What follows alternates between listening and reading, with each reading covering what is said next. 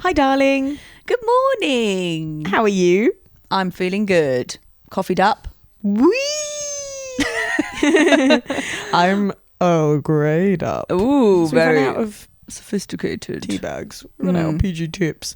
But we've got some Yorkshire tea on the way. Oh, ding Want to dong. spice up our life a little bit. Were you a Yorkshire or a PG family growing up? PG. You were a PG family. Yeah. We're both PG families, so it's weird that we're going on a Yorkshire But I think moment. Yorkshire's really good. And I do like it sometimes.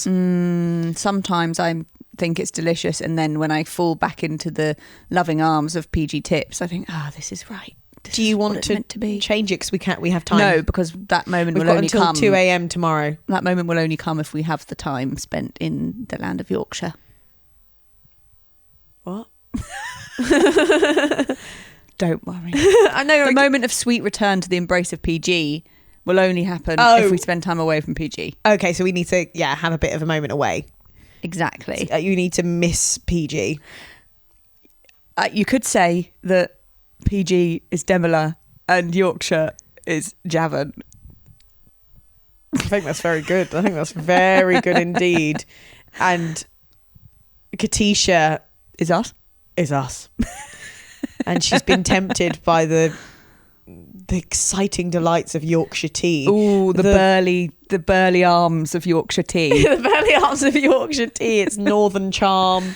But really, PG is always there for her. The comfort that you need in crisis. And the depth of flavour is deeper. Oh my God.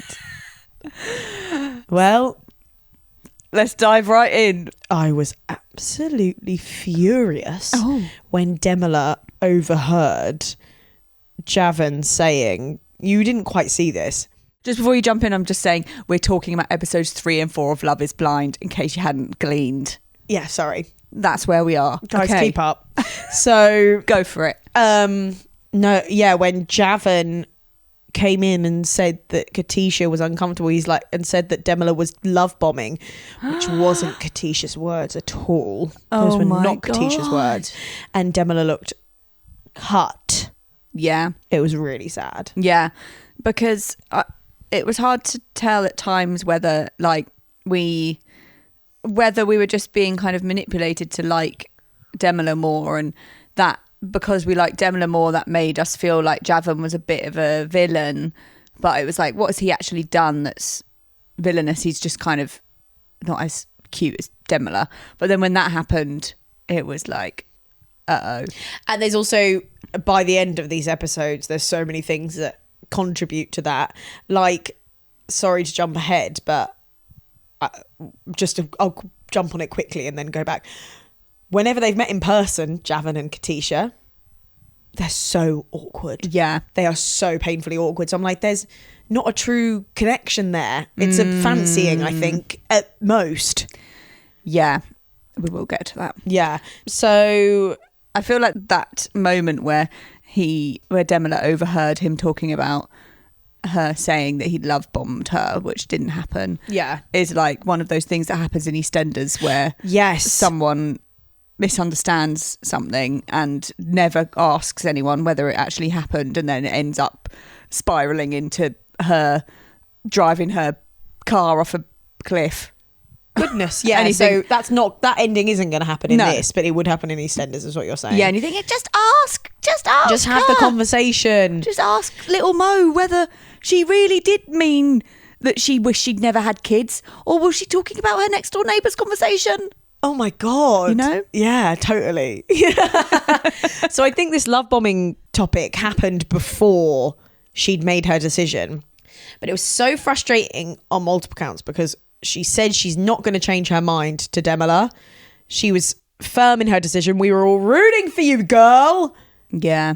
And then I don't know, man, I don't really understand what made her change her mind, because he brought nothing to the table. He didn't even try and save her. He was like, I'm not going to lie, my bags were packed. I'm like, well, what effort is this man putting in? Well, that's exactly what did change her mind, because she was more drawn to the insecure feeling that she felt at his love not being obviously accessible. The way she's been treated in the past is what feels most comfortable, right? And it is really conflicting, because you could see in the pods that she seemed more animated when talking to Javen. So it's not as simple as being like, you just need to decide to like Demola more because he's nice to you. And she did say like the romantic connection wasn't there. And I think she might be referring to lust. Yeah. Which is hard because I'm like, you can't, I don't think you should have to force that.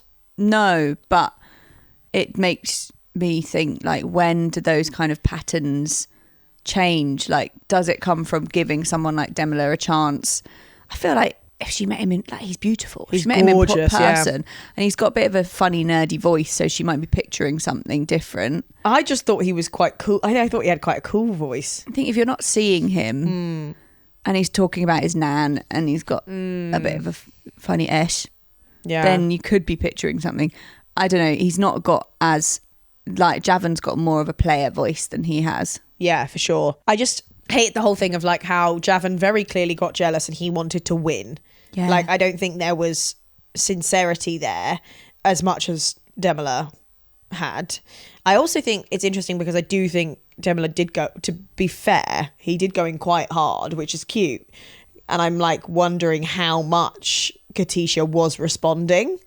Do you know what I mean? Like, would he have gone in that hard with anyone? I don't know. Interesting. I think they had a connection. That was just me playing devil's advocate because I think Demola's the best. Yeah. His idea about having a jar with date ideas in that they picked something out of each week. That's just lovely. Very lovely. Cheesy, but lovely. But it's just like, you need a bit of cheese in your life because it makes you happy. Yeah, that's effort, and it's not just something that you've read in, like, you've just seen everyone else do. Yeah, because not everyone's doing minimum effort. Yeah. Yeah. So more things that annoyed me about Javen. Yeah. Was that in the moment when she was basically saying, I'm choosing you, and before he even went in, he was like, she's going to have to propose to me now, man, because she's met. I'm like, no, you should be fighting for her in this. If we're going to play these hetero boring games, like, you should be fighting for her. And then when it came to the point where he was going to propose to her, he said, I feel like I should have written something for you. I didn't plan a fancy speech or anything. It's like, yeah, you should have done. Yeah, you should have made it a bit special. If you weren't not just even guilt this woman into choosing you. Yeah. And on the contrasting side, we saw Demola writing something and showing it to his friend, reading it to his friend. Oh and my his friend was God. like, yeah, that's really good, mate. Oh, but I just want to talk about the conversation when she told him that she was picking Demola, and to bring out another buzzword, you know, other than love bombing, I really think that there was some prime breadcrumbing going on from Javen in that moment, because it was crazy how he suddenly gave her just enough to keep her hanging on, read her his notes, which weren't anything. Yeah. They were just like, Katisha from Scotland, tick. Yeah. Jamaican, double tick. Likes families, tick, tick. Likes a family, barely tick. anything about her. Yeah. Like the first session stuff. Yeah, and kind of allowed her to feel his disappointment strongly enough that I think her, like, people pleasing kind of anxious side, she couldn't sit with it. She'd overcome the hurdle of saying, I'm not picking you, but then he made her sit in his, like, disappointment, and she couldn't not respond to it by making it all better. And it was manipulative of him to be like, well, I'm just going to stay here and finish my drink. Whereas, like, Demola, when she broke up with him, left, but he stayed there and kind of made her feel so uncomfortable that she ended up feeling, it seemed to me like she just felt like, oh, this is a man who I want to please again. Do you know what I mean? And I found that distressing, because he brought out just in that moment, like, oh, I really, I was feeling really strongly about us. I think he said, I think you're the one. Yeah, as well. Now, when they're in person together, he would not be saying that any time soon. Way. So it was like he gave her that in that moment, just enough to make her change her mind, which is just infuriating, because she'd actually done the thing of saying the words, but that wasn't enough. Yeah. Oh, and also such a good point about the breadcrumbing. I didn't think about that, and you're so right. Yeah, and it's just disrespectful for him to immediately assume she doesn't mean what she's saying as well. Yes. Undermining, and will continue to. And then she chose him and then came out and said, he's my Mr. Darcy. And we just both, you said, he's the Wickham. Yeah, we both said it. He's Wickham. Did I say it too? Yeah. Wow. We said it in unison. He's Wickham. He's not Darcy. Classic Wickham. Demola is Darcy. Fool. I think why she's telling herself that is because Demola is more expressive with his emotions and Javin isn't. So she thinks that that's Javin a Darcy-esque. Is, quite like Darcy, but is suddenly going to come out with his depths of love. But no, he's Wickham. Emotionally unavailable enough that he's mysterious and tantalizing. He talks about sex. He doesn't talk about love. He promises things that are never going to come to fruition. He's classic Wickham. He's Wickham. He's done it to other people before. Yep. He's done it to Lydia. He'll do it to you. Did it to Lydia. And then he said, like, that's women. They don't know what they want. Yeah, when he went back in and was gloating in front of Demola, who was so lovely, and got up and shook his hand, gave him a hug. I said, come on, let's celebrate your proposal, man. Oh my God. I've never seen a bigger person on a reality TV show than that moment. It almost made me think, is he playing an amazing game? Because he's going to, his inbox is going to be stuffed full of people wanting to go out with him. Another slight, tiny Demola flag that raised for me, which is from a fair enough place, but also just I couldn't help but hear it. Yeah. When Demola came out of the pods, he and Cal both said like crazy. They were basically calling Katisha crazy. And it kind of was said with quite a lot of like weight.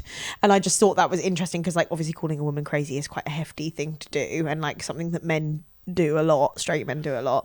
And I just didn't want it to go unnoticed that they said that. But also he was very hurt in that moment.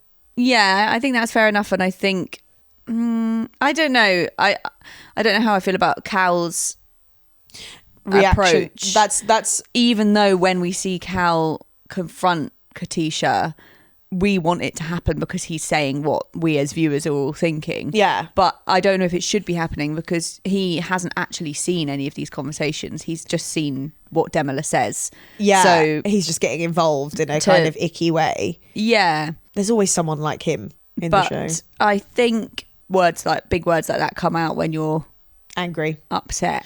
Yeah. And it also isn't, he didn't say psycho.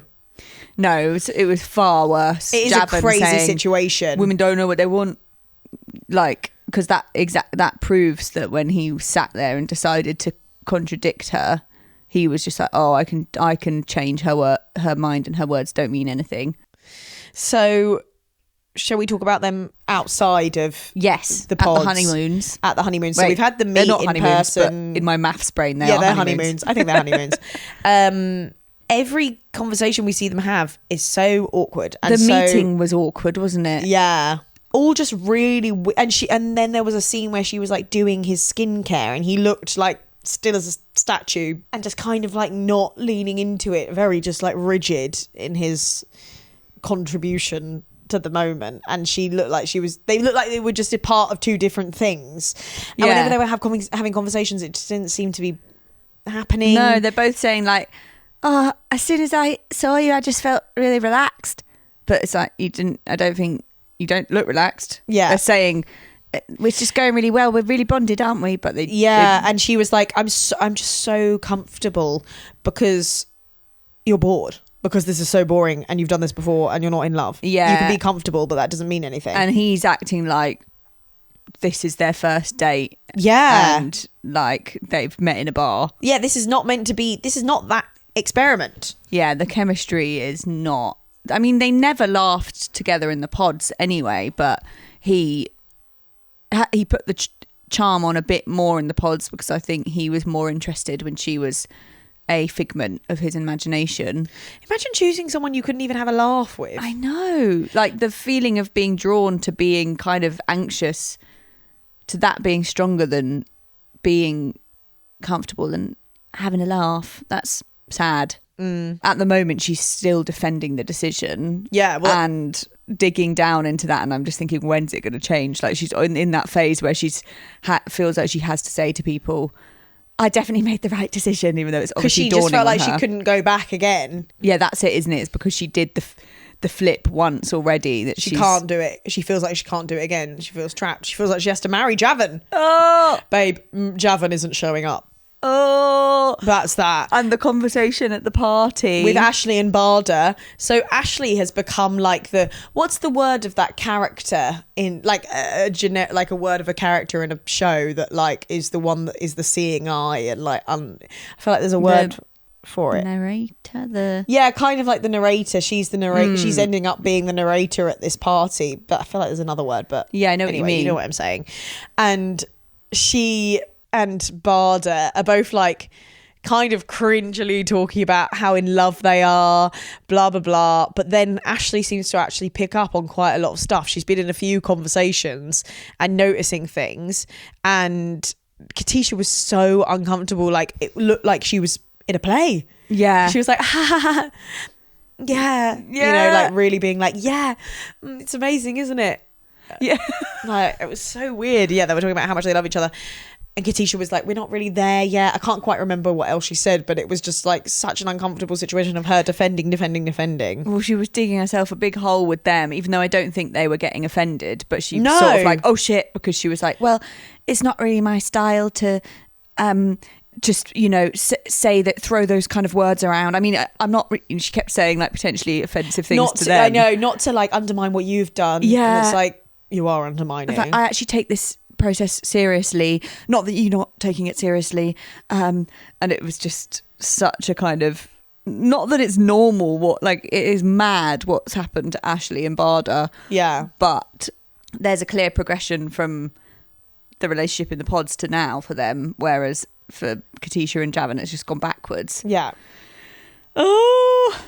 So I mean, we've kind of seen a preview of the next couple of episodes.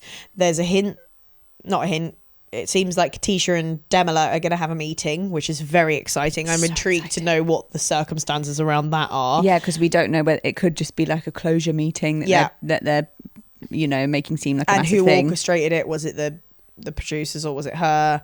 And then we've also got Javin flirting with Sophie. Yes. And like, is that because he and Katisha aren't together anymore? Doubt it. That's gonna be exciting to see. Which will be interesting because Sophie and Katisha are so different, like personality wise and looks wise. I just think maybe Javin can't handle Katisha. She's quite tall and like curvy and I think the most beautiful one. Yeah, by far. Yeah, but Sophie is a lot more like for the, I don't know, she's a tiny blonde who basically says, who keeps saying, if you saw me on the outside world, you know this was a mistake. Yeah, like, that is not the game that we're playing. That is not the point of this. You can't rely on that only. You have to have a good personality, love. Yeah, that's the point.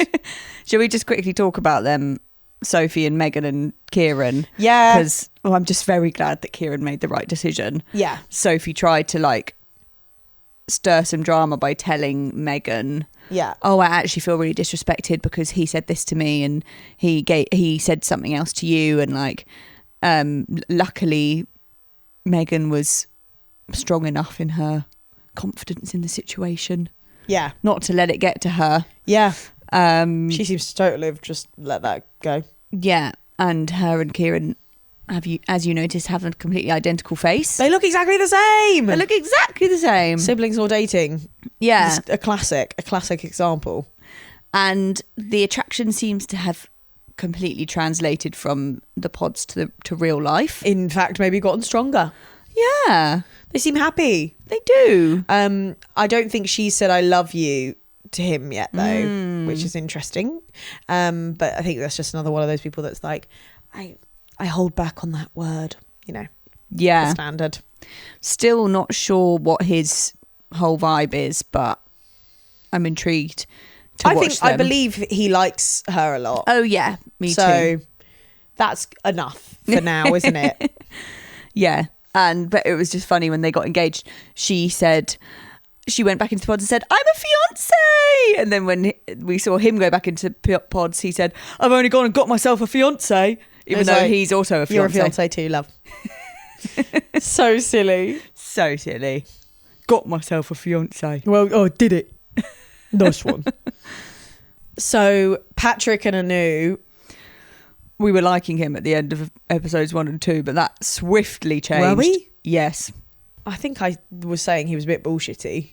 We were overall positive reviews. Were we? Yeah. Wow. I How know. wrong we were. I know. So him saying, he said some absolute clangers. Wanting approval is such a low vibration. Shut up, man. Your girlfriend or whoever she is to you is allowed you to want you to like her. Yeah. And dictating how people have to act, like how humble someone is allowed to be. Said, I dislike when people are humble. I was like, mate, like she's just like playing it cool because she's probably a hell good singer. Yeah. And she's just not trying to show off. What like kind of conversations would everyone have if everyone just went around listing all of the like name droppy or kind of impressive things they did all day long? Oh my God. And then he had like, in that first session, he said, I had a splenic intuitive hit that was, I don't want to see anyone else. But he was also talking about how he's just focusing on himself and like just focusing on me and no one else. And she just always looks dumbfounded and kind of confused and like, what's going on? And I think she knew, well, her face certainly knew that this wasn't the right thing, but she didn't quite know how to approach the whole situation. He then said something like, he mentioned a proposal, which was weird because they didn't even have a connection really at this point, even though he said he doesn't want to see anyone else. Like proposals shouldn't have even been brought up, but the word was said, right? Yeah. And then I don't know if it was in the next kind of date or whatever, he then said, by the end of this session I want us to blah blah. And I was like, you're not therapizing her. Everything was just so weird. And then he complained about her not singing. And then in the final date that they had, she comes with a song that she's written, seemed so excited about it. And he was just like cutting her down immediately, being like, and I'm glad in a way that he didn't get to hear it because he didn't deserve to hear it. So true. But I think she was basically expecting to be proposed to because he mentioned proposals. Yeah. And I don't know, he was just an absolute mind fuck. What a pathetic like model for a relationship. If surely the most you can hope for is like in his kind of spiritual learning vision of the world is for a partner who would hear something that you had an issue with, being the fact that she didn't sing, and then go away, reflect on it and change it and do something vulnerable that shows that you're changing. Yeah. But if that she had to be immediately perfect, not scared of anything, like, oh God, I wouldn't want to date someone who was just wanting to sing on the telly willy-nilly with absolutely no fears or nerves about it. Yeah. Like, well, I don't know, unless they're going on The Voice. Yeah. That makes sense. Yeah. Like, it's not weird that she didn't want to just start singing when she's got a million cameras on her and she's talking to someone behind a wall. Yeah. And then she still was brave enough to write you a bloody song the next week and you couldn't, like, you'd already... It's just... What's she just going to do? Go, yeah, ooh, just start singing a random song? Like, no, that's weird. Yeah. Anyway, she's lucky. She's really lucky. I wish for her that she had... Because you could see it all on her face that she was like, this is not good. But she still had kind of decided to go for him. And I wish she'd decided to dump him because it was annoying for her that she then had the narrative of wanting him and he broke up with her. But thank God that she didn't end up having to go on a holiday with him and listen to his bloody splenic, his absolute realizations. Bullshit. Like, I don't think he's going to do well on the dating scene. No, he's got no he's a bit of a joke. Room for anything other than himself. Yeah, he basically said that. Yeah. I don't really understand what he's come on the show for or who for. No. Because he doesn't seem to want anything. No. And I also think guy. Get the kind of, I don't know, I get a bit of a hint that he was struggling maybe to date before or has had issues in the past and then has decided to go on a spiritual journey to find himself and he's just become more of a wanker. Yeah, more of a twat. A wanker who treats women badly, whereas before he might have just treated women badly and now he's both. Great. Yeah, he's kind of using that like, you should only, listen to your your spleen, Yeah. follow what you want to do. You know, that kind of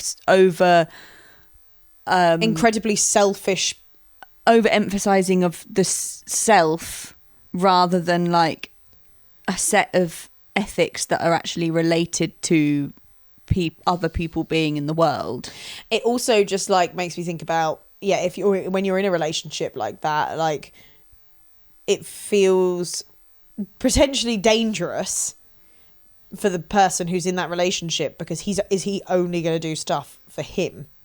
Do you know what I mean? Like, what about when you're, I don't know, having sex? Like, are you connecting together, or is it an individual pursuit? Yeah, exactly. It needs to be an outward looking instinct and relationship, not just listening to... It's good to listen to your spleen, but you have to make decisions with your partner if you're going to be with someone, right? Yeah. And for them, that makes them happy, not just do whatever you think all the time to make you happy.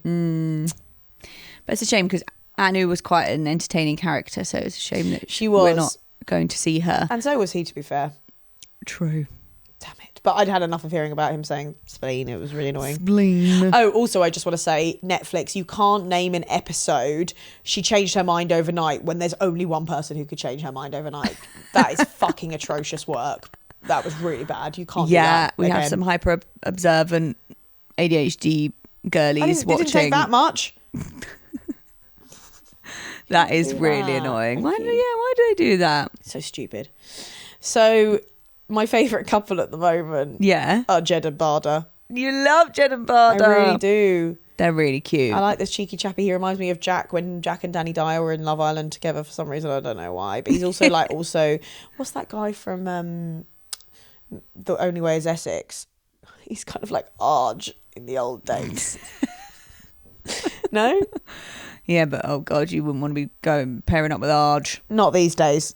Or now. Not in the old days. I watched a bit more than you, I think. Okay, yeah. The fine. years that he kept Gemma Collins as his secret girlfriend while calling her fat to all of his friends. Yeah, that's hideous. That's not good. Oh, sorry. Let's hope his heart is more of a heart of gold. I think it is a heart of gold. He seems to really like Barda, and she seems to really like him. He's obsessed with Barda. She went quite demure when they met in person, and we were a bit like, "Oh, does she? Yeah. Is she looking like she doesn't like him?" But I think she does. I think she does. I think she does. I think she's happy. And it was so cute that she made that word search and we had the food. And the word search was adorable, and he loved it. It said falling in love or something on the word search, and all of the words were horizontal. It wasn't exactly a search. I think they were all just piled on top of each other horizontally. That was such but it a was sweet really thing cute. to do. I loved it. You can just see her like wanting to put the love energy somewhere, like needing to use your hands to do something physical to kind of distract you from all of the heights of emotion. That's lovely. And then he really appreciated it. That's so cute. And then he said something really cute. He said, you know when they say listen to your head and not your heart? Well, my head, my heart and my gut are all saying the same thing. That was really nice. That is poetic. It's beautiful. And they've talked about kids, and neither of them have looked scared at that happening. He cried when they were talking about having kids. I forgot. Because he was so happy. And when they're going to have Sunday dinner with Baby Sunday. She wants a baby called Sunday. Always like the name Sunday. It is quite cute, to be fair. Oh God. Not for us, but for them. Sunday. I think it's cute. But it is hilarious. It's quite Kardashian-esque. Yes. Yeah. And also Beckham-esque. Yes. Harper 7 I was thinking vibes. Harper 7 big time. Yeah. Yeah. Yeah, they do look kind of made for each other, so I'm happy for them. Me too. And then so Rover and Cal. That's who I was going to say. So it is a little bit difficult. I hate these group situations where I also think he is probably giving him the benefit of the doubt, maybe a little bit like more extroverted than she is. Yeah. And so he wants to like, because I could see myself in this, maybe us as a couple in this situation where I'm going off talking to everyone and you're a bit like, why are you doing that? Yeah. You know what I mean? Do you think that's a fair comparison? But the problem is that he's not being very reassuring in his about his physical type. Yeah, he's issue. not. Yeah, and like he's not being like, I think you're the most beautiful person I've ever met. Yeah. He's saying my type is usually blonde and white. Yeah. Full stop. I wonder if he thinks like the unspoken thing is that she should feel reassured by the fact that he still loves her even though she's not, well, they haven't said the love word, I don't think, but like, does he think that the fact that he's still there even though she's not his type is like proof that he likes her even more than his usual girlfriends? But that's all going on inside and he hasn't said it out loud. Classic. And he needs to say it out to loud. verbalise, because otherwise she doesn't know, But and she's going to be insecure. I don't know. I'm a bit worried about it. Me too. And I also noticed that her makeup seemed thicker when she was at the pool party, and I was like, is she like trying to like present more to him? I don't know. Do you know what I mean? Like, be pretty as possible. Yeah. So you don't have to do that. But Ashley was actually really nice to her. Yeah, Ashley was really lovely to her. Telling her to be open to Cal. At first I was thinking, is she being a bit of a shit stirrer? She's kind of getting in everyone's business. But I think she was right. She was just saying, like, if you're feeling concerned, you should talk to Cal about that. Yeah, because she said you've been open this whole time and that's got you where you are now. Oh, that's, yeah, nice thing to say. It's just so silly, isn't it, to be like, oh, well, Ashley and Bada are both exactly his type when they're so different. They're so different to each other. All they have is a bit of blonde on their head. That's probably not natural on either of them. Probably. Definitely. Come on. There are so few natural blondes. Yeah, it's... Unless you go to Sweden. Yeah. And we are not in Sweden. It's just stupid, isn't it? It really is. But I don't think the thing that would be a threat to them is him like fancying another of the participants. I think it will be her losing her confidence. Yeah. And him just kind of it fizzling out for him. Yeah. A bit. Which I really hope doesn't happen. I think there's obviously a bit of him that wants to change, but like with Katisha, it's not just as easy as being like, I'm going to make a different choice. Yes. Like, there's a whole process of undoing past patterns that has to happen. Yeah. And it feels bad because it's kind of like, for Sarova, she ends up being on the receiving end of that, of being like, well, I guess I'm stuck with you, Indian girl that I don't fancy. And it's like, Yeah. oh, great, in order to learn my lessons.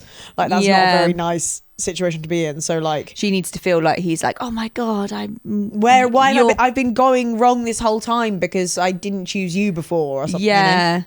Then I think he needs her to be just confidently like, I am. They need us. Yeah. Guys, you need us to guide you. I hope it works out for them, but yeah, I'm not seeing them still married at the end, sadly. Oh, I really want them to. Ashley and Billy, they're going to be married for decades. They're fine, I think. They're absolutely fine. She especially, I mean, he could get for a bit of a wobbly, but I think she'll just be waiting there. Oh, I don't think so. They're lovely. I think they're absolutely fine. Yeah, okay, fine. What did she say? I don't really want the clocks to stop, to be honest. When are the clocks stopping? I didn't understand that. I was just like, oh, and then you were like, the clocks are never going to stop. And I was like, oh yeah, stop all the clocks. What is this threat of clocks stopping? No clocks are stopping hanging over you. No, the clocks keep going. they're ticking on. You want the clocks to stop. So you can stay in the moment forever. Yes. But she just got a little bit confused. Maybe she doesn't want that because she's looking forward to the future of the babies and the wedding. Who knows? All down here from here. But all down here from all down here from here. But yeah, they are well loved up. Yeah, for sure. There's quite a lot of connections going on. I believe in all the... I believe. I know you're loving the love, aren't you? Yeah. We were talking about it with our friend May, and she kept being like, they can't be in love though, can they? They can't be in love. And I was like, I actually believe that they can. I'm totally for it. I think it's lovely. I think it's nice that people let go of their inhibitions and they actually open up in like a world that doesn't let us be in touch with our emotions very much, and especially men. I think it's really nice, and I believe them, and I do think they are in love, even if it's not. Who are we to judge what love is? Like, I think that's love. Yeah, it's infatuation, isn't it?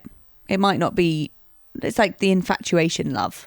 Yeah, I think it's like an interesting thing that love is, everyone like decides what it is, and it's like, you can't possibly have that because you haven't experienced this. And I'm like, I think you, like, I'm pretty sure I was in love with you the second I saw you in person. Like, I'm pretty sure I was in love with you immediately. We'd only spoken over the phone. Yeah. So that's the same kind of thing. We did have a very similar experience, really. We did. And we spoke about a lot of deep stuff. And then we saw each other over the top level of the council flat that we were meeting in. Yeah.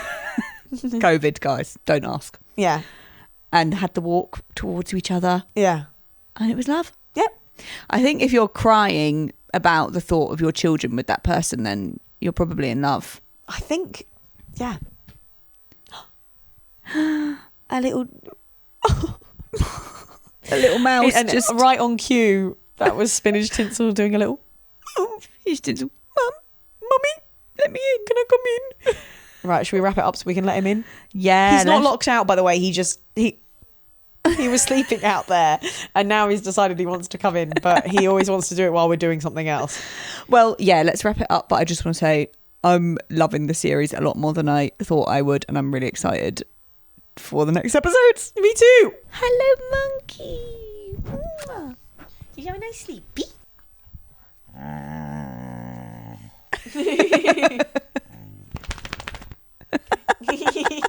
Big disruptor. Oh, there you go, Mummy. Hello. Oh, there's a lot going on. Oh my god, he's got so many burrs in his nose. Oh my gosh, Spinach, what have you been doing? Okay, so we'll have an episode coming out on the Patreon soon about the Chloe Ayling documentary. Yeah. We didn't do that one already. Nope. What did we last do on the Patreon? Evita. Oh, Evita. So you can go listen to our review of Evita. We're going to do an episode on the Chloe Ayling documentary. And Destination X, perhaps? And Destination X. Yeah. Has anyone been watching Destination X? We might even drop in a couple of things about first dates because we've been watching that as well. But yeah, thanks for listening. Thanks, guys. And go check out the Patreon. It's at Doing the Maths, and we're at Doing the Maths everywhere. Where, you know, TikTok, Instagram, YouTube, all of those places. All over the shop. All over the bloody shop. Love you. Love you too. Love you, Spinny. Love you, Spinny. You little papa. Bye. Bye.